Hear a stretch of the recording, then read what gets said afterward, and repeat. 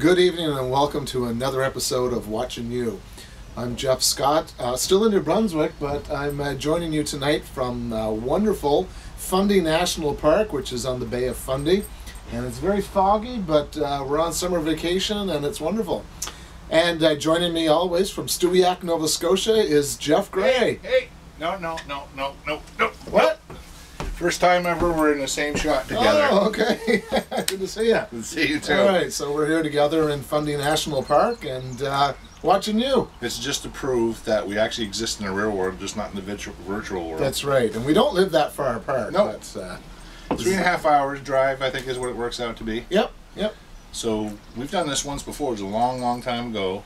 Oh, we were in these same cottages, Yep. and we were jamming Kiss tunes. Yep. With acoustic guitars. And I remember we were doing Rock Bottom. We used to do a really cool version of Rock Bottom. Yeah. Just like with the acoustic version, right? Well, it was just after the Unplugged thing had come out, so Yep. we were really playing a lot of Kiss stuff with acoustic guitars, and it worked. And we got to get that on here somehow, because we got, like I said, we got a really good version of Coming Home. Yeah. That we did together that really came off nice with the bass, and you did a great job on the drums. Mm-hmm. I can't believe you did such a good job on the drums with the little drum machine that you did. Well, it was a keyboard, so I'm tapping in the drums. Yeah. So for the next couple shows, what should we be talking about? So we just finished the show about the reunion and MTV Unplugged. Yeah, we were going to continue with the reunion because we kind of focused more on Unplugged getting into the reunion, so we thought we'd go from the reunion to the farewell tour, and then what happened after that, you know, how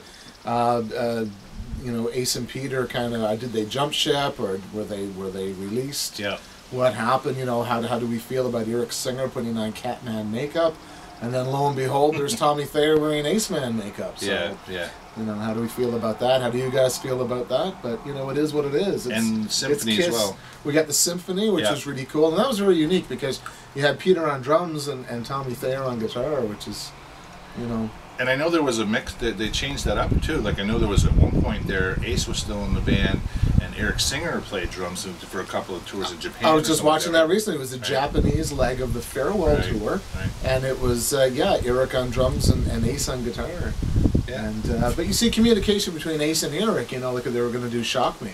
Yeah. And there's Ace, and he kind of points at Eric and smiles and says, "Hit it, Eric!" You know, it's almost like they were buddies and had been playing together for years when really they hadn't been. I think that was the first time since the Unplugged show that they actually had been on stage together. Well, if we could show a little bit of that, it would be really cool, because there's a clip that we had focused on where it shows them jamming actually at the beginning with Eric Singer's on the drums. Mm-hmm. It's got Ace and Paul and Gene, and they Ace starts jamming tunes like he does. I don't remember, they did Parasite. Yeah, he was in a playful mood and he just started jamming out things that were not on the set list. They never do that. Paul and Gene kind of getting bored with that, but Ace was more playful. Well, they also weren't comfortable with the idea of improvising. Everything's got to be, okay, this is what goes first, this goes next, and this happens. So that was completely, you remember Gene says at one point, "Welcome everybody to the Ace Frehley Show," Ace Frehley Band, or something like that. But you can tell he's kind of pissed at the same time. He's being sarcastic, but he's giving a message. But he kicks right in. Eric Singer hits everything on the note, right? Like he knows everything no matter what. Like Ace starts playing Rocket Ride and everybody else is lost, except for Eric. Right? Paul starts playing, what does he play? Oh, Mr. Speed. Mm-hmm. He plays Mr. Speed and Ace is lost. Paul's playing along, but you can tell Gene's got no time for that. Well, neither one of them did, really. I mean, it was the whole idea, but that pretty much epitomizes Kiss in a nutshell. Yeah. There's Gene and Paul, the business guys, and Ace wanting to freewheel it, right? Mm-hmm. And that's that example right there is exactly what you can look back and say. Well, I mean, go right back to 1977, where, you know, Ace was looking at these business meetings, where Gene and Paul would show up in suits and ties, and Ace would show up in a leather jacket and a six-pack of beer, and he doesn't understand what these business meetings are about. That's not rock and roll. So here we go, and all you gotta do is wind us up and let us go, and then we start talking. We're on the Kiss train. We start going. There's people in the park here that are looking at us like we're freaking nuts. Like, what are you doing here? Like that guy sitting on the balcony over there. There's a looks like they're talking about Kiss. Yeah, we're talking to each other and saying, why are those guys being so friggin' loud? Yeah. Right? So anyway, it's finally good to get together. We haven't seen each other in a long time, actually. No. And we've probably talked more in the last 4 months than we've talked in years. because of the show. Yeah, that's right. So it's really good to get together. Hopefully we'll get a jam together. If we get a jam together... When we get a jam, when we will finally get film the three it. of us in the same room at the same time. It'll be filmed. Because we live in different provinces. Yeah. We will film it and put some on there, and it'll be cool. So I would just say thanks to everybody, and we do exist. We're real. He's real. I'm real. We're in the same place. We should get Simon in the picture, too. Simon, well... Get in here. No, he's fine. That's the dog. Yeah. Anyway, thanks, everybody. Okay, keep watching You, and Absolutely. we're going to keep on rocking it out for you guys. Yeah, you got it. So we're recording. All right, and joining me online today on Skype is the Unknown Kiss fan. Good morning, Unknown. How are you? I'm okay. Okay. Just okay. So, what are you? Are you a bat? No. I guess if I was going to quote Gene Simmons, I'd say I'm evil incarnate. Yes, and all those cheeks and necks look appetizing. Oof. Exactly. So, what's your beef today? I don't have a beef. Well, I guess I tell you what it is. I heard there's a conversation going on about Kiss today, and I got some fairly controversial things to say. And I honestly, like I said, I really don't want people to run me over on the street. I mean, maybe people won't break. I know how Kiss fans are, being one myself, and that. So you're basically fearing your life. I want to be really honest today without any political intentions. So we'll just say that. Okay. So basically, we are on the eve of the Atlantic leg of the Canadian tour. Right. Kiss will be in St. John on Wednesday night, this Wednesday. Now, by the time we air this, it may be after that. But Wednesday, July 31st, Halifax, August the 1st. And I believe that you're close to the Halifax concert, are you not? How do you know that? Well, something tells me that you're Okay. close to Well, Halifax. yes, I am close to the site. Yes, I am. Yeah. So are you going? That's the big question. I am not going. No? No. Oh. And why is that? It's not because I don't want to go. I literally can't go because of other obligations that have surfaced since that time. However, what I would say, and this is why I'm wearing this, is that I'm pretty ambivalent about the whole thing. Yeah. Okay. Elaborate. Well, okay, so let's talk about the band the way it is today. So my biggest concern, I was really happy to go see this concert, but mostly because of the spectacle. I'm very, very, very, very concerned about Paul Stanley's voice, and I have to admit this in front of the whole world. Well, I guess I'm not in front of the whole world. So, but what I have to admit is that every single time I see pictures of Eric and I see pictures of Tommy and the band today, I don't feel good. I have nothing against those guys, but it really kind of starts to turn my stomach, and I don't really know why. So, you know what? I'm not really broken up over not going to the concert. I know a lot of Kiss fans will think I'm crazy, but I have seen them in the past, a long time ago, and so you saw the 77 tour, I believe. I'm not sure how you would know that. Yeah, I don't know. It was there was a picture. It was there was a picture on your Facebook profile. My Facebook profile, right? Anyway, the Unknown Kiss fan. The Unknown Kiss fan. I'm gonna have to start. You added me as a friend 2 weeks ago. Yeah. Keep going. Okay. All right. Keep going. Nice cover. That's a good cover story. Yeah. I like that. It was a long time ago. So you know what? I think that's okay by me. You know what? Don't get me wrong. I would go if I didn't have obligations. I wouldn't be stopping. So I'm just going to sell my tickets because I just simply can't be there. But as I said, I'm not really all that broken up about the whole thing. I think the show would be interesting to see, but frankly, I anticipated cringing when Paul sung after the first song. I really have this, like I said, this negative reaction to seeing the imagery of the band today with the other members in it. And again, as I said, no fault of their own, and certainly not knocking any Kiss fans that like it, but it's just not working for me. But as you can see, I was very concerned about saying this publicly because you know what the Kiss Army's like, and I really do have some fear for my life. Well, luckily the Kiss Army don't have guns. Water pistols. I wish they just had the love gun, the little cardboard one. I'm not sure why you don't think Kiss fans have guns. I really can't understand that. So I heard. Well, okay, yeah. I mean, they don't. Yeah, I guess on certain sides of the border, they may own guns. We don't here in Canada because we are. I'm actually. I guess we have gun laws, and really, I don't need to own a gun. But we're not going to talk about gun control today. Watch Bowling for Columbine. I'm actually. Okay, we can do that. Debate that. I'm actually in Guatemala. So. Oh, okay. Yeah. So, but listen, let's. I heard there's going to be a conversation going on today about the farewell tour, and I know you're going to the Kiss concert, so you must be looking forward to it. I am, and I'll just rewind a little bit. I saw them in 2011 in Grand Falls, Newfoundland. And my wife went with me, and we dressed up in full costume. Mm-hmm. And, she says that what we did before the show was probably more entertaining and more fun than the show itself. And the reason for that is because I think in central Newfoundland, very few Kiss freaks. There's very few people in costume and makeup, so we kind of stood out. And where our costumes and makeup were really, well, not to toot my own horn, but quite good, it became a bit of a spectacle, and we couldn't even move. There were so many people that just wanted to get our photo, and we couldn't move. I mean, we tried to get from point A to point B, and they'd say, no, you're not going anywhere. I haven't got my photo yet. And some people who knew us, they said, you could have charged $1, even, $5 or $1 a photo. You would have made hundreds, because there were hundreds of people who literally held us in the spot to get their pictures taken with us. Some people kind of thought that I might have been him, in costume, out wandering through the crowd. Anyway, to make a long story short, which is impossible for me, it was the leading up to the concert was as much fun as the show. For my wife, it was more fun because she was this celebrity. In a small town Newfoundland, she became this big important person for about 2 hours or whatever it was, and she enjoyed that more than the show.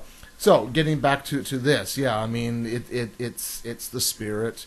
We got lots of friends going. We're going as a group. We're going to have a barbecue and some drinks ahead of time. We're all doing the makeup. We're all going to walk down this long trail from her house to the stadium in our makeup, and it's just going to be an event. It's going to be fun. So, to some people, they don't care who's on stage. And to me, yes, I would rather it were Peter, Chris, and Ace Frehley, but, I'm certainly not going to sit home. I'll go to this and I'll enjoy it. Well, look who just joined us. Well, you should enjoy it. I mean, at the end of the day, it's. But I think it's a relevant topic. I think that you and I have started to talk about this a little bit in terms of the farewell tour started in 2000. On our last episode, we talked about the reunion tour and how exciting that was. Now, the farewell tour started in 2000. Now they announced that they were going to retire in 2 years, or they were going to be retiring in 2 years, and that farewell tour actually went on until about 2002 when they announced that they were going to continue. A lot of people don't realize that Peter Criss actually left the band. I can't remember when it was. I think it was in 2002. I had looked it up this morning. But for you and I mean, this conversation for me is you're going to go see. It's a perfect time to have it. The concert is July 31st for you in St. John. Blair is going to go see it here on August the 1st. I was going to go with him, and unfortunately I can't go, but they are going to go. But here's the question for me, and is, how relevant is the band subsequent to the farewell tour, and how, have they actually helped the legacy since that time, or have they hurt the legacy since that time? Well, just as a footnote to the farewell tour, I think it's really interesting to watch the press conference that they did. Not so much a press conference, but sort of like a press interview. And you've got, I think Ace and Peter are on chairs, and Gene and Paul are standing behind. And Paul makes quite an effort to illustrate that we're not just screwing around. I mean, this is a farewell tour. And then he kind of makes fun of other bands. He doesn't name anyone, but he said some bands make a career out of farewell tours. And some people say, okay, we're going out, but they never do. But this is it. We're going. We're done. We're finished. We're not screwing around. We're not joking around. This is it. We're done. We're done. And I mean, they weren't done. No. As soon as they could replace Peter Criss, they did the Japanese tour. Yeah. As soon as they could replace Ace Frehley, they did something with Aerosmith, and I forget what that tour was called, but I think Rock the Nation DVD was recorded during that tour. This is so. We're talking 10 years ago now, so it seems like recent history, but it's 10 years old. I know. And then, of course, once they got Peter out of the band and established Eric. Well, I mean, I remember the first time I saw Eric and Peter makeup, I thought, what? How could you do that? I mean, yes, legally you can do that. You own the legal rights to the Catman makeup. Peter Criss sold it, or he gave it up, whatever he did. I don't know. I don't know the legalities of that. All I do know is that Kiss owned it. And if they own it, they can do what they want with it, which is fair ball. Mm-hmm. But as a Kiss fan looking at this, I'm thinking, oh my God, how could you do that? How could you put Eric in Catman makeup? And I was offended by that, and you know, exactly the way you feel today. You say you have issues with the makeup. Now the thing is, it's 10 years later. I've become desensitized to it. I can look at Eric in Catman makeup because I'm looking at him in Catman makeup for 10 years. Same thing with Tommy Thayer. But you know, I like what Peter Criss said. His response to seeing Tommy Thayer, because there's times when Peter played with Tommy. There's times when Tommy played with. Times when Ace played with Eric. Yes. But Peter's original thing was, what? You know, here's our tour manager. Here's the guy who used to get my spaghetti at the end of a show. You know, to me, he was nothing more than, or to Peter, he was nothing more than a roadie. And now he looks one day, and there's a guy wearing Ace's costume and Ace's makeup. And Peter was just totally blown away. Now, if you're going to continue on, you know, do what you did with Eric Carr. You come up with a new identity, new makeup, or just take off the makeup and go on where you left off. Yeah. You know, bring back Bruce Kulick, bring back Eric Singer, and become Kiss the way Kiss was around the time of Carnival of Souls. Yeah. You know, I agree with you, but yet I'm going to see the show. So am I a hypocrite? Am I a jerk? I don't know. I don't think anyone is a hypocrite for going to this, even if they have a problem with it. Kiss still puts on a show like no other band does, I think. And but you know what? The whole thing with Peter Criss and Tommy Thayer. I mean, I want to give those guys a break. I mean, I don't have a problem with Tommy. I don't have a problem with Eric one little bit. I mean, what the hell's that got to do with anything? Like, if he's the roadie, the bottom line is, if they had to go out and if they decided they were going to go out and find a Kiss guitarist, who the hell would have done a better job than him? He was fully qualified to do the job, and technically, that's right. He's phenomenal. Yeah. So I mean, technically speaking, I remember when the Symphony came out, and I first saw, you know, him play that. I was actually quite impressed with it at the time. I've kind of got soured on the whole thing since then, but definitely not because of his, you know, of the way he plays or the way he portrays Ace. That's what he does. And the same thing with Eric. He's a musician. It's not about that for me. It's just about, you know, this is our 8th episode of Watching You, and we've talked about a number of different things so far in terms of what this band meant to us, and there's a lot of emotion, a lot of what's the word, nostalgia, and that goes along with this for us. And that's, I think, where really the core is for me, is that it just doesn't feel like my band, like you said this once before, my band is not there anymore. And so it's just, you know what, this is all conversation, no one's dying, you know, obviously, it's just about this. So for me, though, you know, I really like to talk about, okay, so, you know, if they're out there playing, they did Symphony, they've got, you know, they didn't retire, which, you know what, hey, people do that all the time. They say they're going to retire and they don't. No problem with that. The question is, I don't know, I don't really think they need the money. Do you? No. I don't think. I don't think. They're not doing it for money. They're doing it for ego. Well, geez, if they're doing it for ego, they're doing it. That's the wrong reason, because they're not doing their egos.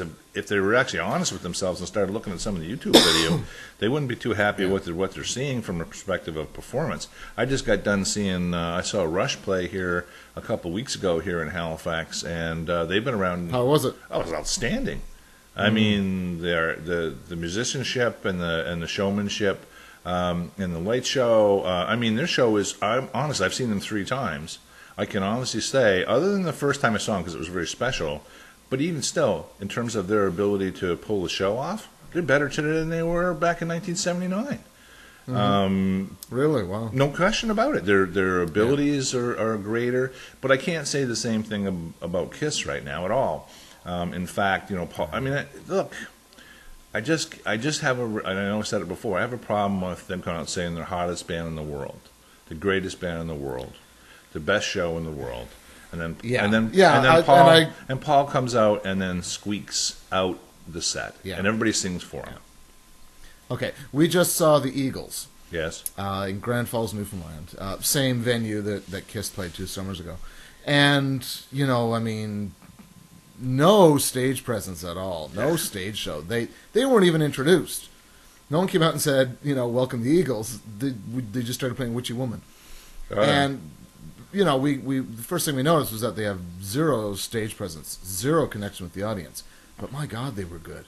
They were the Eagles. They sounded great. Now, what we commented on, and we follow a lot of bands who've had their heyday many, many years ago. What does that say? I can't read it. Sorry, you keep going. Don't worry about it.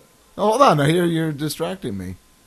The group Harmony Alley? Yeah. What's that? Don't worry about it. Just keep going. Oh, okay. my train of thought derailed. Wow! I did that? No, what we noticed was that, Eagles. people who took care of their voices throughout their career. I mean, look at the Eagles. They were not up there hooting and hollering into the microphone and doing Paul Stanley acrobatics. They sang well with their voices. Not that Paul Stanley didn't sing well. It was a different style. Come on. It was a different style. Yeah, but that's so much easier, though, for a band like that to continue than it is for a band like Kiss, though. I'll give Kiss credit for that, right? Well, I mean, they were using their voices in very, very mild ways compared to what Paul Stanley does. No doubt Paul Stanley's wrecked his voice. I mean, when you're on tour as many thousands of concerts as they've done in 4 decades, when you're screaming at the audience, in song or in banter, that's got to have an effect on your voice. No question. There's another example of that, and I can't think of it, but basically what we concluded was a lot of these rockers who were just screamers their voices are going. Of course. And all the rockers that were singers are still singing. Yeah. So that's Well, I can tell you this much. I know because I've been singing for a while now in rock type bands, and I remember when I quit smoking, it actually 2 things happened. One, I could go a half step higher than I could before, in terms of, but also I couldn't sing the way I did before. When I was singing like Metallica, and I'd be singing like "Sad but True" or something like that. And all of a sudden, I could only do that for like a minute and a half, and my voice would be shot, whereas I used to do it all the time. So my vocal cords were actually numb before. So it's kind of weird. Anyway, it's a sidebar, but I think there's a lot of musicians or singers today that have gotten healthier, and it actually, James Hetfield had to really learn how to sing all over again. But the Eagles, I mean, so effing what they can pull off a show now. I mean, when you think about it, at their best, they stood there with their guitars like this.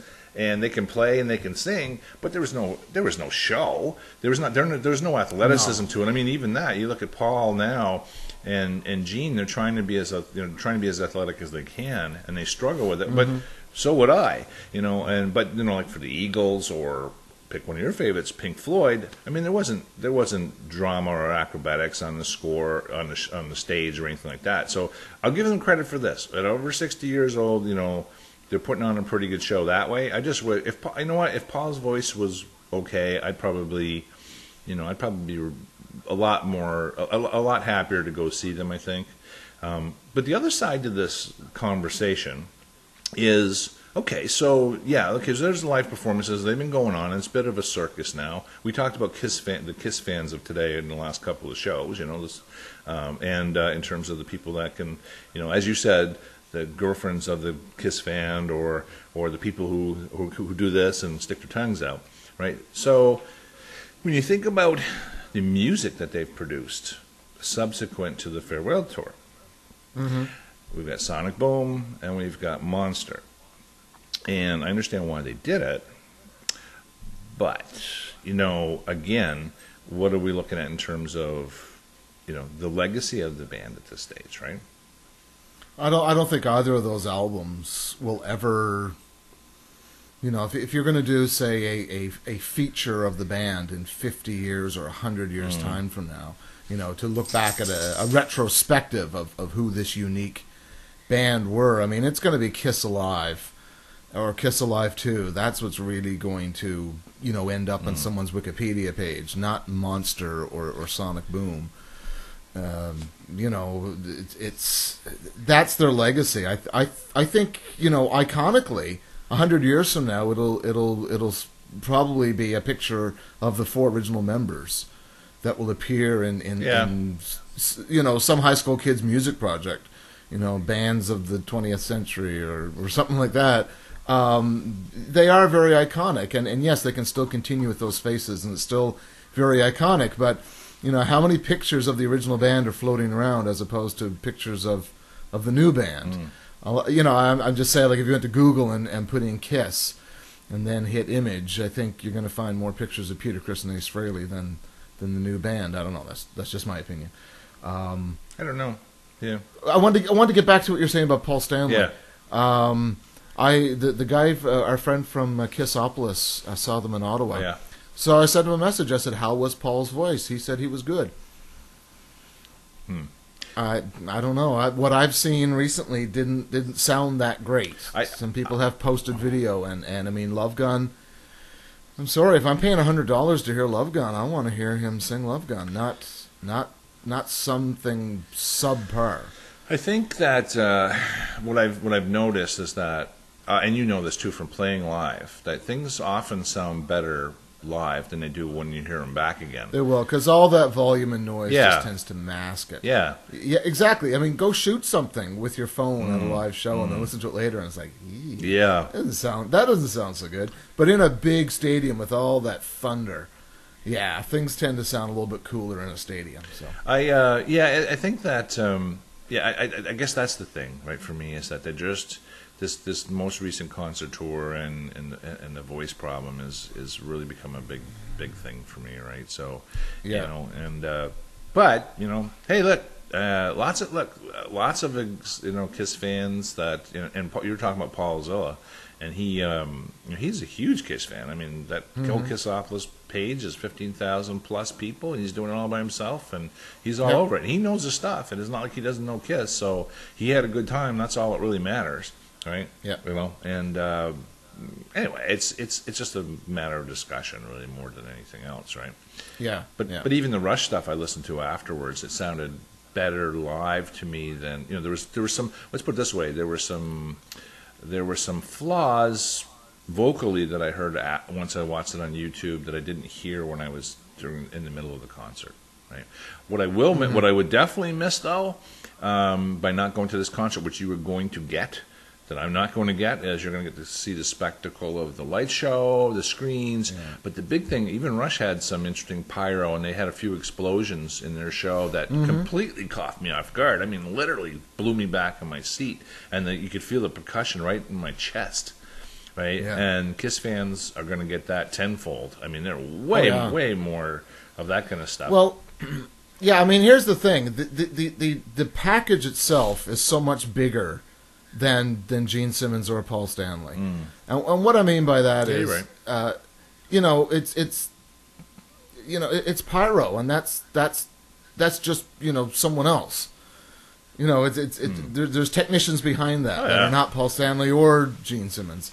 You know, the lighting and all that. I mean, you're going to see that, and that has nothing to do with Kiss. It's at a Kiss show. Yeah, you know what I mean. I see Paul Stanley and Gene Simmons as you know, obviously the executive overseers of everything, but probably having very little to do with the design of you know, lighting and pyro. I don't know. I would love to see a behind the scenes documentary on, and I think this is I would watch, and I would pay money to watch, is a behind the scenes documentary on this band and all the things that go into a tour, and putting on a show. In terms of the technology, in terms of the road crew, in terms of the computer setups, in terms of the pyro, you know, all of these things. Like, how much does it cost to put one of these shows on? and and the integration and planning that goes like from place to place. I would and if they ever did that with interviews with them and their guitar techs and their sound engineers, lighting people, I would be all over that in 2 seconds. I mean, that would be there is a show that was made around the time of the reunion tour. Oh yeah, and I'm not sure if it was produced by the Kiss camp or whether it's like one of these How They Do It kind of shows. Oh, yeah. I'm not sure, but in it they go quite deep into the reunion tour in terms of crew, like pyro. And I wish I could remember the name of it or the name of the show or series. But just give you an example. They're talking about how they're talking to a pyro guy, and he's saying at a certain moment in the show, some certain pyro has to go off, and there's X's on the stage. Ace has to be on his X, Paul has to be on his X, same with Gene. If they're not on that X or not, relatively near it, then that piece of pyro doesn't go off. And just little things like that. But I think it focused mainly on the pyro. But I know what you mean. Well, wouldn't it be neat to see a show that really delves deeply into the techniques of that? Now, my wife is a television producer, or did work in television, not so much anymore. They did a show called Frontiers of Construction for the Discovery Channel. And at one time, it looked like they were going to do an in-depth look at the Kiss show. I don't think it was their show that did this, but anyway, just as a sidebar to that. Yeah. Well, I saw She actually spoke directly to someone in the crew, and this she had to relay to me because I'm such a huge Kiss fan. Of course. But she said that they are their own entity, completely independent of the 4 members on stage and the management. They are their own entity. They are the truck drivers. They are the pyro. They are the whomever. And one thing this guy said was when they see a member of the band or the management coming towards them, they just walk in the other direction. That's interesting. They're almost instructed, do not even interact. That's pretty odd. With the band or the management, unless they come straight to you and say, I need this. And it's almost like the attitude was they didn't want to. They got their job to do and they don't even want to get involved in that. Well, in that camp. I heard what I'd like to see is I saw there was a show that was very similar to that, Jeff, that Rush had on TV when it was a lighting director, and they took it through setup to actually you actually got to hear him in the headphones talking to all the people who the spotlight operators. Okay, in 3. That would be cool. Oh man, that was awesome. I mean, because you had the show going, and it says, okay, 3, 2, 1, ready, spotlight number 1, gun Getty, 3, 2, 1, go, and you see how all this stuff goes together. We see the show, and it's like this seamless, production, and we don't realize what's going on. I would love to see that. Did you hear that Ace Frehley is going to start working on a new album? Oh, really? I heard that. What would you call the new Ace Frehley album? if you had to title it, what would it be? Oh, my God. The last one was called Anomaly, right? Anomaly. So, right? And I don't know. I'm still alive, and so what? I'm still alive, and so what? I don't know. I'd have to think about that. Lack of identity? No, I'd have to think about that one. I'd have to really think about that. Why do I have a beard? Shouldn't have a beard. That would be another title I'd do. But But do you think Ace still has another album in him? I don't. Well, yeah. I mean, I think that creatively, obviously, he'll put together 10 or 12 tunes. I'm sure he can do that.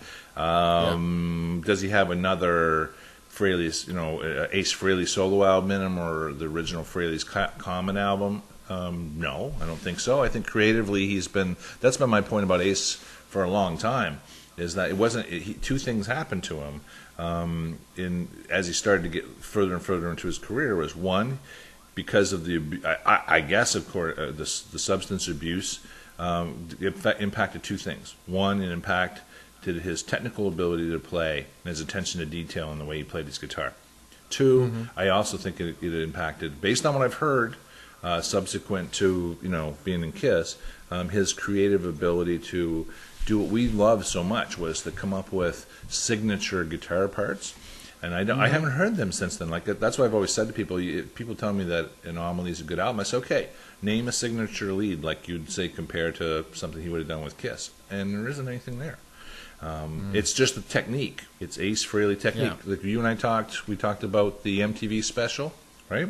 And the Unplugged, and I talked about the lead guitar riff he did on was it Rock and Roll All Night, and he did 2000 Man, the one on 2000 Man. I mean, gosh, if that's what he'd been doing all along, I don't think I would have been a fan of his. So I don't think, he's got an album in him, but there's a lot of people. It takes him a long time to get something done. So I don't know. I mean, I hope so, and I hope it's great. You know what I mean? I mean, I think he was one of the better songwriters in the band, in my opinion. I agree, and a very creative force that really didn't blossom until around the time of Love Gun. Yeah. With Shock Me, and then bang, he's right back with Rocket Ride, and then his solo album. I mean, I think his solo album is my favorite, or my second favorite of all four. I saw an interesting bit somewhere online, and it was a quote from Paul Stanley. We're at 30. Paul Stanley. Just time out. We're at 30 minutes now. I saw an interesting bit on the internet somewhere recently, but it was a quote from Paul Stanley. And he said, the first time I listened to Peter Criss' solo album was the last time. Yeah, what a bunch of... why would you think about this now? Why the hell would you say something like that? Jeff, well, I wouldn't care if you're... Jeff, if you were in a band, your band was the worst thing I heard ever. And I wouldn't trash it like that. You know what I mean? I don't care. I just never would do that, right? I don't know these guys personally, and I don't know what their personalities are like. I mean, we get an idea of it from what we see online. And we kind of get the idea that Gene is the cutthroat, and Paul would be the nicer guy. But Paul has said some things recently I thought were kind of nasty. And one of the things he said recently was, he said, I don't miss those guys. Some interviewer had asked him about Peter Criss and Ace Frehley. And he said, I don't miss them. That's okay. I mean, if that's true, I mean, I don't. It's like but you're right though, because there was a clip I saw. I guess about 3. But you know what? What I wanted to say? What was Paul? Maybe you don't, but we do. Right on. Go ahead. Yeah. What No, say? You're right. Yeah. Well, I'm just trying to interrupt you, Yeah. So. Like I do to you. Yeah. So I owe you a few. But there was a video out. No, that's a great point. There was a video out. Well, it's not. Was out. It is out, obviously. There was an interview with Gene Simmons and Paul Stanley backstage without the makeup on, and Paul Stanley keeps correcting Gene, and Gene says right in the middle of the interview, he says stop, but he looks over at Paul and says, stop doing that. He says stop, and you can tell Paul's got this really passive aggressive look on his face, right? He says, stop doing that. I mean, I'm not an idiot. Stop interrupting me. And then Paul says, oh, okay, but you can tell. When was this? It would have been during the, I don't know. It would have been like in the 80s sometime, I think. Yeah, okay. It was definitely in the 80s. Yeah, it would have been, because they both had the makeup off. I'm thinking 85, 86, just right around there. But it was really revealing in terms of the power within the band. Like, I think Paul thinks Gene's a bit of a doofus sometimes, you know what I mean? Well, I mean, I don't know what he thinks, but that's my impression of that when I saw that, right? Yeah, I mean, it's hard to say because, to me, they're completely different personalities. Yeah, well, that's okay. And I always like to think that Paul seemed to be the nicer and the more honest and the more sincere. If I had to meet one of them, I'd probably rather meet Paul. I know I'd much rather meet Ace over anybody. I think Ace would be a real nice guy, teddy bear, and have a laugh kind of guy. But yeah, I mean, Paul has said a few cutthroat things in the last little while. That's a really interesting question. Ask me that same question. Okay, if you could meet anyone in the KISS organization, and this includes anyone, okay, living and or dead, who would you want to meet? I don't. You know what? That's a amazing question because I was thinking, it might actually be Gene. I think Paul doesn't say a heck of a lot, but I don't think he'd be all that, I don't know, open with you. Ace, I think I would love to have a chat with Ace, but if he was open to do in a social situation, not in a. I have no interest in meeting these guys at a meet and greet and getting my boobs signed, or or you know what I mean, like nothing like I want nothing to do with that. And but if I was to meet them on the street, I think Gene Simmons might be the most interesting one to talk to. Peter, I he would be interesting. Peter, I wouldn't care to talk to, and I not that I wouldn't, but well, you know what? Maybe you know what? I'm going to change that. I'm going to say Peter Criss, because I would like to figure out the way his brain works, because he's got this sort of negative aura around him that I kind of like, as a person, would kind of like to delve into. And I'm talking about having a real conversation. Yeah, I'm not talking about anything. A real like meat and potatoes. And kind Gene, I think Gene too. I think Ace is just too far one side now to get a decent conversation with him. But I think Gene would be kind of interesting guy to talk to. Yeah, yeah. I think Paul would be a little bit kind of two-faced. I don't know. Like you can tell when Paul is bullshitting. Yeah. You know, you can tell when he's putting it on, and he doesn't have a good poker face. I mean, look at the Tom Snyder interview. Yeah, yeah. You know, he's trying so hard to look like Paul Stanley, the rock star, but he's Paul Stanley. He's embarrassed, and he's trying to hold it together, and he's. But there's so many times when you see Paul being interviewed, and you're thinking, that didn't sound very sincere. That kind of looked like it was a bit contrived. Geez, what wasn't? I mean, everything they say now. Well, everything they say now is so scripted. Well, it's if they're talking about the band. I shared. I shared. I'd like to see a Barbara Walters interview with, say, Paul Stanley.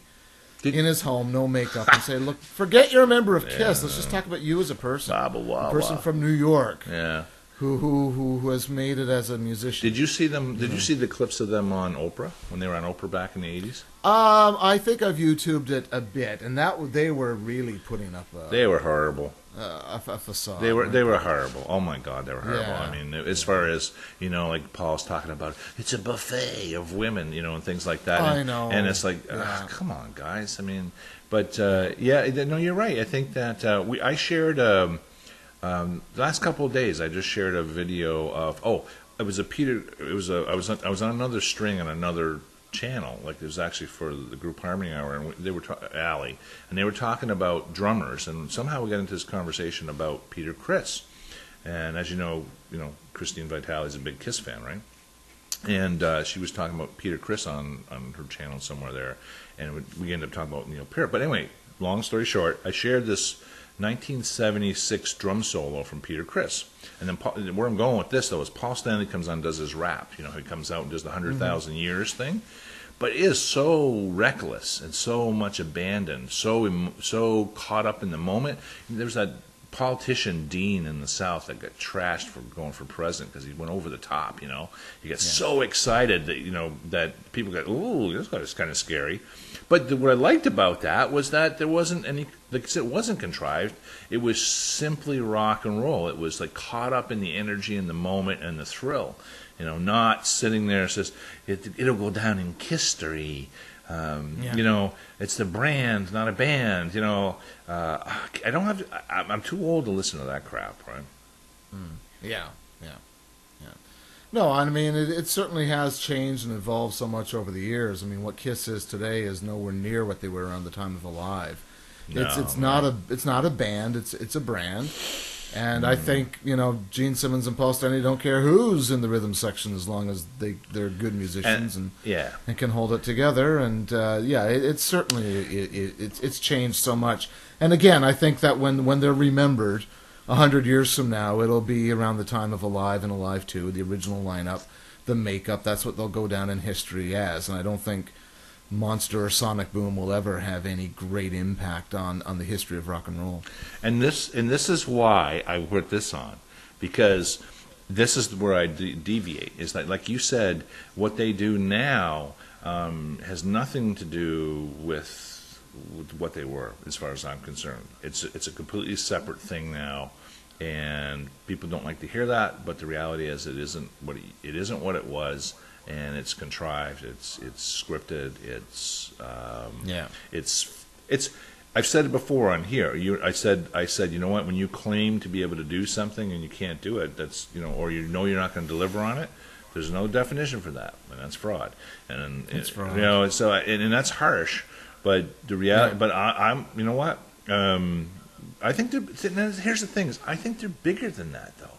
I think that they should be more concerned about the legacy than they are. I think they should be, and yes, we touched on that, but we haven't really elaborated on it. But I think they are very much damaging the legacy of Kiss. But for diehard Kiss fans, but I think in the whole landscape of classic rock, I think that what they did in their heyday is what's going to mark them 50 years, 100 years from now. Yeah, you're right. So is it damaging them? Maybe, I don't know, but, maybe to diehards, but then again, diehards don't care. They're going to still buy the merchandise, and they're going to go to the shows. And what's a diehard? A diehard? Let me ask you a question. Am I a diehard? I think the fact that you take time out of your schedule to put on a Kiss T-shirt and sit here and chat with me about this, I think that makes you a diehard. I think I'm not. We're not buying the merchandise or the new albums, so. But I get that came up on online before. Yeah. If you're not buying the new stuff, are you still a Kiss fan? I'm way more excited about other projects that are on the go now in terms of other bands and those kind of things. But that's okay. I mean, there's lots of bands I used to like in the '70s and the '80s that I don't follow today. But I think should it matter to this band, what you and I think, and I think personally. I think everybody has to stand up for something. You have to have some integrity, and you have to represent something. And I don't think any Kiss is okay. And I think that I'm losing my train of thought on this, but I think that you have to care. I know what it was. I've always said this: just because you can do something doesn't mean you should. Can they sell tickets now? I'm not saying they're selling out. Yeah, they can sell tickets. Can they put on a show? Yeah, they can put on a show. But just because you can, and so many people talk about this, it's okay because, well, look, there's people showing up to the concerts and all these kind of things. So that makes it all okay. The end justifies the means, right? Not for me. I can tell you, I don't have a lot of things going on in my life, but I stand for something when I do them, and I stand behind them. And if it isn't quality, I don't want to be involved in it. And I know what you mean exactly. One thing I don't like doing is putting more money in their pocket. I mean, I've certainly bought enough of their albums. Around the time of the reunion, I was buying some merchandise. Which I kind of regret buying, but I did buy some action figures and things because I was so excited at the reunion tour. I mean, that was like reliving the '70s all over again, and we covered that in another show, in the last show. But one thing I don't like is putting money back in their pockets, and I try not to. By buying a ticket to the Kiss concert, yes, I am supporting Paul and Jean's retirement fund.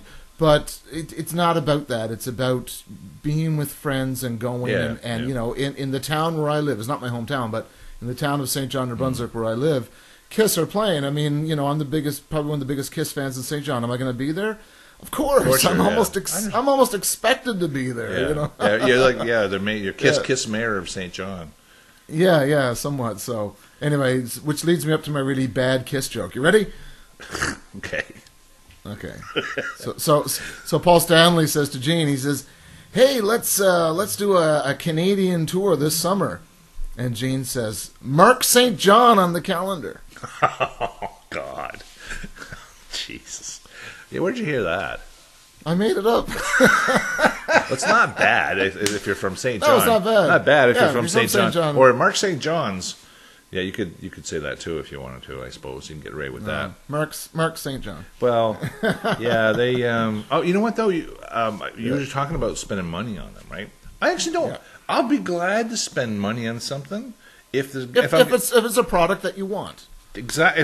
If I'm getting something back for what I'm putting into it, and that's what I'm saying. It's like, you know what? My wife bought me Sonic Boom because she thought I'd probably want it. I'd never bought Monster, and I never will. Because, you know what? It just isn't relevant for me right now. What they're doing compared to other things I see out there right now isn't worth the money for me. The show would have been worth the money to go see. But I have no problem paying those guys money. None, not one little bit. But give me something in return that it's not competing against. See, first of all, Kiss is competing against itself. So with me, Kiss is competing about what they used to be, and they're not measuring up. Bottom line. Second thing is they're competing against everything else that's out there right now, all kinds of music that are out there right now, and shows that are out there right now. Well, no, the show is measuring up, the music isn't. So, you want my money? This is how you can get it. You put out great music. Put out some great music. Exactly. Put out some great music. I have to get rolling because I do have some other commitments today. Cool. This is the first time we've done a morning show. We usually meet in the evening. I just want to add a perspective on that, talking about the music. I don't think Kiss are interested in making albums. They're not. No. And here's why. How much does an album sell for? Well, they're not making money off an album. No. I mean, it's a promotional tool. It's a promotional tool. I think it's because I think what it does, it gives them integrity. I think Kiss fans look at them and say, okay, you're still a band, you're still on the go, but where's the new music? Oh, well, I guess we got to make new music. I almost see Gene Simmons in a business meeting with the Hello Kitty people, signing a deal with Hello Kitty that says for every Hello Kitty you sell, we get, if it's $2.99, so we get 99 cents of that, and here's my signature, and here's Paul's signature, and here's Doc McGee's signature, and let's put this into action. Meanwhile, I see Tommy Thayer and Eric Singer, who are hired guns. I see them in a studio doing a lot of bed tracks, rhythm guitar tracks, bass tracks, drum tracks, getting ready for Paul and Gene to come in and put their voices on top. Now, you put an album in Walmart like Sonic Boom, I think it was as low as $12.99, $13.99, but yet a Kiss T-shirt sells for $40. There's probably no more actual raw material that goes into a shirt as does, to make a CD. But the work, how much work goes into making a CD as opposed to just stamping the Kiss name on the shirt that you're wearing? So the bottom line is, I think for them, it's so much easier to make money on the brand and the logo and the image than it is to go in and create something new. And that's why I think that I think they're only making albums to try and save some integrity, but they're not Kiss albums. I think that's an interesting theory that you have, but I think that you're partially correct. But I don't think integrity's got anything to do with it. I don't think they give a rat's ass about integrity. I think if they cared about integrity, because they can do anything. They can do anything, and they don't care. It's about. I mean, that's your opinion. I mean, maybe it's the word choice, but the word integrity doesn't come to mind when I think of Sonic Boom and Monster and putting on concerts when you can't sing. Those albums go out as promotional items to support the merchandising, to keep that brand going, and so you're not just a trivia act. Right, so to speak, right. So, like, Rush keeps. I'm using Rush because we just did this, right? But they put out new material and all the time, and they just don't. They just refuse because they have integrity. They're gonna, if you don't like their new music, fine. But they're trying to creatively move themselves forward. Do you really think that Kiss is creatively trying to move themselves forward since friggin' who knows when? Not at all. So anyway, we could ramble about this forever. I know you got to, but that's a big one for me. Like you kind of summed it up really well for me, Jeff. And that's the integrity part. Integrity is really important to me. Honesty, and it has to be, everything has to be down that way. If it's not that way, I won't. It has to be sincere. Yeah, I agree. It's okay. Well, bottom line is Kiss will be in Atlantic Canada in a couple of days. Yeah. I'll see them Wednesday night in St. John. You won't be seeing them in Halifax, and but Blair will again. Blair will, so maybe we'll definitely get Blair's impression on that. And impersonation. And, he does a pretty good. He does a great Peter Criss impersonation. We did Watching You live. We did Watching You live, and he a little while ago we recorded it's on my YouTube channel there, and he did a great job of Peter Criss's voice at the end of that. You still there? Peter Criss never recorded Watching You. Oh, no, I'm sorry. No, not. Oh, you know what? Thank you very much. It was actually Nothing to Lose. That's the song. Nothing to Lose. Yeah. Oh, yeah. He goes, at the end he goes. But at the, and you know how he goes at the end of the start down. Yeah. He does a big at the end, and geez, I'm watching myself and screaming. That was pretty funny. I said, it was. Yeah. Okay, I got to get rolling. Buddy. So. Jeff Scott in St. John, New Brunswick, and you are? I am no longer the unknown Kiss fan. I am Jeff Gray. Okay. Just my ideas are unknown. So, in Stewiacke, Nova Scotia. Great to see everyone again. And it was nice catching up with you in Fundy National Park. Yeah, you're going to show that, right? Well, that was at the beginning of this trailer. All right. So, beginning of this video. Right on. That was fun. Okay, Jeff, enjoy the week, and we'll talk to you again soon. You too. Okay, bye-bye. Bye.